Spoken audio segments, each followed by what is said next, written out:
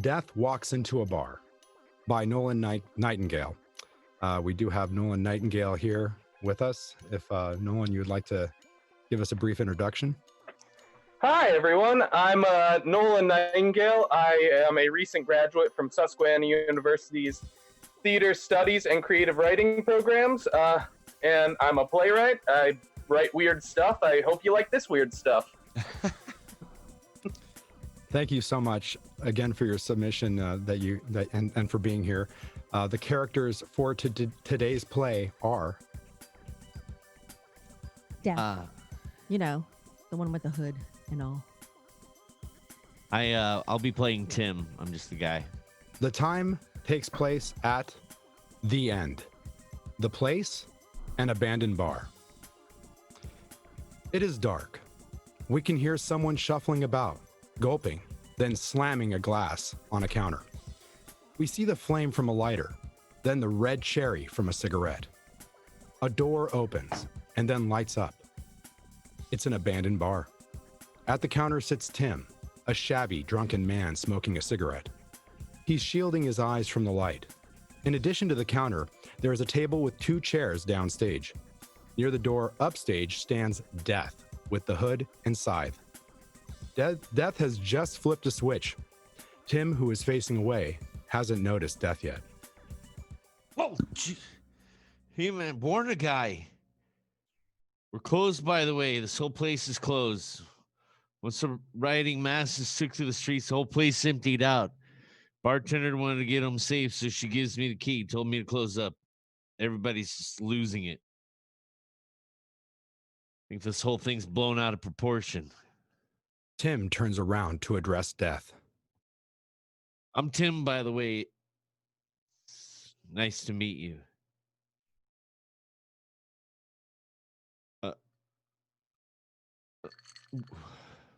We've been through worse, man. It'll get better. It always does.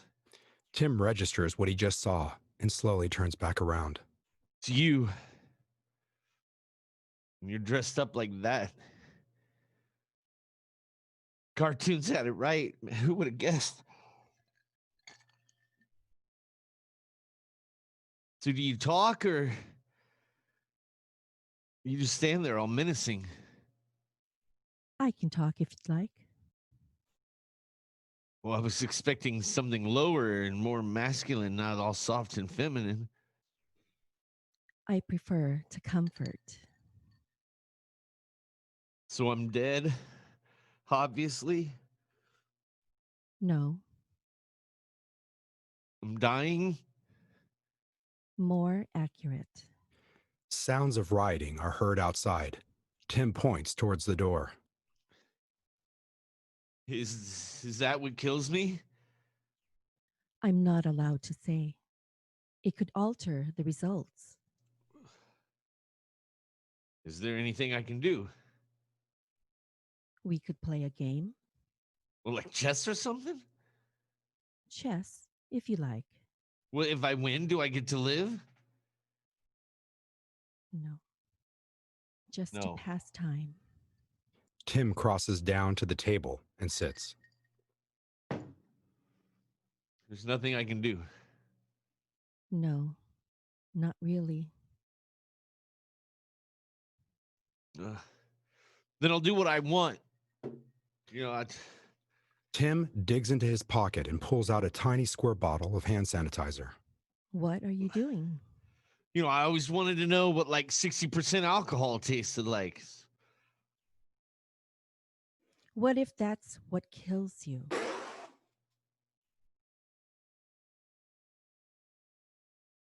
I thought you said you weren't allowed to tell me what kills me. Oh, it's not what kills you. I just expected more caution. You are not kind to your liver.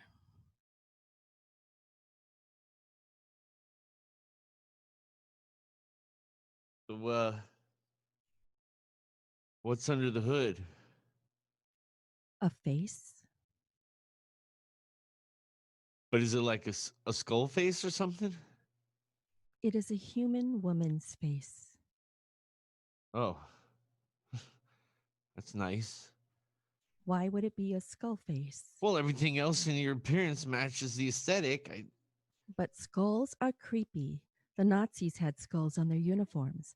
I told you that I want to comfort people. I've never met anyone who said, I really wish you had a skull. Okay, I get the point. I get it. Sorry. Can I see it? What? Your face might calm me down a little bit. Yes, you may. Oh God.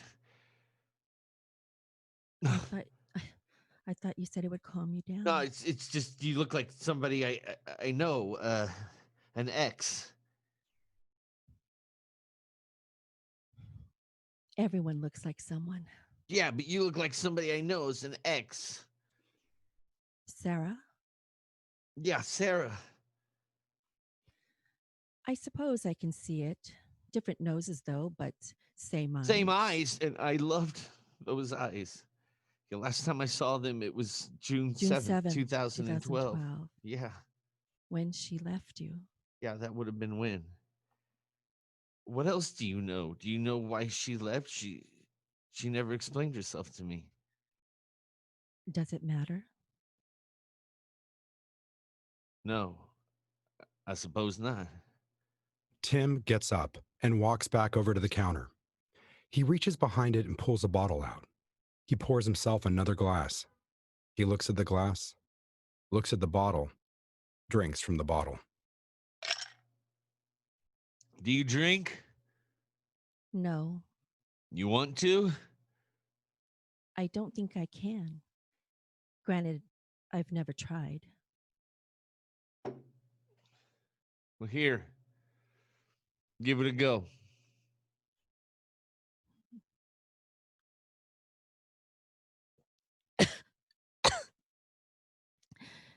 Is that what feels like taste disgust?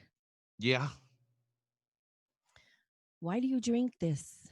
Well, you stop tasting it if you drink enough. Well, I'll refrain from drinking anymore. So, how does this whole dying thing work? That's a complicated question. Do you mean the process of actually dying, or do you mean is there an afterlife? Well, there's no afterlife. I know that. If you insist. Wait, is there? Not allowed to say.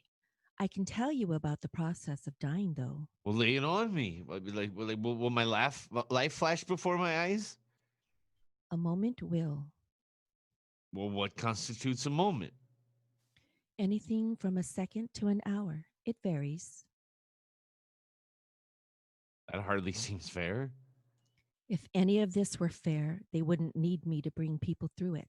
Okay, well, what happens after the moment? Then you fade out. What does that mean? You keep feeling like there's less of you until there's none of you. Does it hurt?